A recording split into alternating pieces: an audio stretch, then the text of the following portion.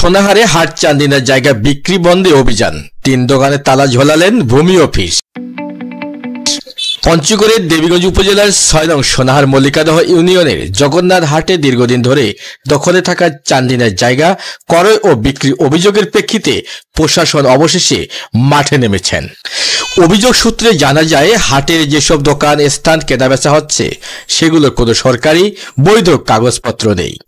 শুধুমাত্র দখল বা পজিশন হিসেবে জায়গাগুলো 3 থেকে 5 লক্ষ টাকায় বিক্রি করা হচ্ছে। সম্প্রতি আরও 4টি দোকানের পজিশন হাত বদলেরও খবর এসেছে আমাদের হাতে।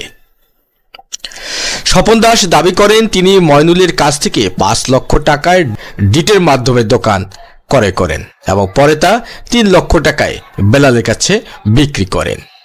আমার কাছে ময়নুল এই জমিটা বেচছে, বেচার পর 5 লক্ষ টাকায় নেওয়ার পর এই পর্যন্তই আছে। হওয়ার পর আমি এই জমিটা যে পজিশনটা আরেকজনের কাছে হস্তান্তর করি। কার কাছে? বেলাল ইসলামের কাছে। দোকান কেনার ব্যাপারে জানতে চাইলে বেলাল জানান, তিনি স্বপনের কাছ থেকে দোকানটি 3 লক্ষ টাকায় কিনেছেন এবং দখলেও নিয়েছেন। এই হাট চান্দিনার জমি ময়নুল বিক্রি করছে স্বপনের কাছে। হ্যাঁ, স্বপনের কাছে বিক্রি করলো, স্বপন দিল আমার কাছে। আমার কার কাছে হস্তান্তর করছে? স্বপনের কাছে। স্বপনের কাছে হস্তান্তর করলো। স্বপনের কাছ থেকে আপনি কিনে নিয়েছেন? স্বপনের কাছ থেকে স্বপন হস্তান্তর করলো, আমি নিলাম। কত টাকাতে নিছেন? আমি 3 লক্ষ টাকা নিয়েছি। 3 লক্ষ টাকা। সরকারের জায়গা হাট চান্দিনায় কি টাকা দিয়ে কেনার কোনো বৈধতা আছে? না না, এখানে তো সহ এখানে মনে করেন যেগুলো হাট চান্দিনার জমির প্রশাসন তো হাজার হাজার বাংলাদেশে বিক্রি। এদিকে ইউপি চেয়ারম্যান মশিউর রহমান বলেন, এসব জায়গার কোনো সরকারি কাগজপত্র নেই। সরকারি খাত জমিতে হাত বদলের মাধ্যমে বিক্রি হচ্ছে এমন অভিযোগ সত্য হলে জরুরি ভিত্তিতে আইনগত ব্যবস্থা নেওয়া উচিত। আর সোনাহার ইউনিয়নের পাশেই যে বাজার, সোনাহার জগন্নাথ হাট বাজার, এই বাজারে বেশ কিছুদিন থেকে কয়েকটি ঘর যারা ইতিমধ্যেই দোকানদারি করেছিলেন, তারা টাকার বিনিময়ে অসৎ উপায় অবলম্বন করে তারা অন্যর কাছে ঘরগুলো হস্তান্তর করতেছে।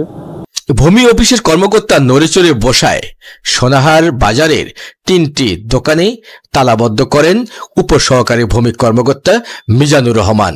তিনি বর্তমান সোনাহার ইউনিয়নে প্রশংসায় ভাসছেন, কারণ দীর্ঘদিন হয়ে গেলেও কেউ এই সৎ সাহস দেখাতে পারেনি এই জবরদখলকারীদের। কিন্তু এবার উপসহকারী ভূমি কর্মকর্তা মিজানুর রহমান তা বাস্তবে পরিণত করেছেন এই 3 দোকানে তালাবদ্ধ করে। তিনি প্রমাণ করেছেন, দুর্নীতির সঙ্গে তিনি আপোষ করেন না। যদি ঘটনা সত্য হয় আমরা তাৎক্ষণিক ব্যবস্থা নেব।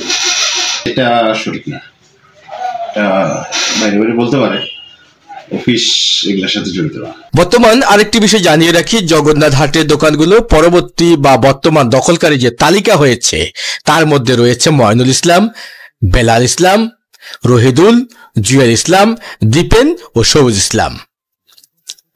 হাট ইজারাদার সাদেকুল ইসলাম বলেন, দোকান ময়নুলের ছিল, তিনি এতটুকু জানেন, কিন্তু কেনা বেচা হয়েছেন কিনা সে ব্যাপারে মুখ খুললেনই না।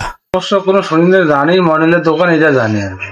আচ্ছা, আমার কাছে কোনো অভিযোগ আসে না, যেহেতু এখনো ময়নুল অভিযোগ দেয় নাই আর কাউ অভিযোগ দেয়, এখন কিভাবে জানবো বুঝলেন না? আমি জানি ময়নুলের দোকান, এটা জানি, কিন্তু শুনছেন যে দোকান বেচা বিক্রি হচ্ছে না, ওগুলো আমি শুনিনি।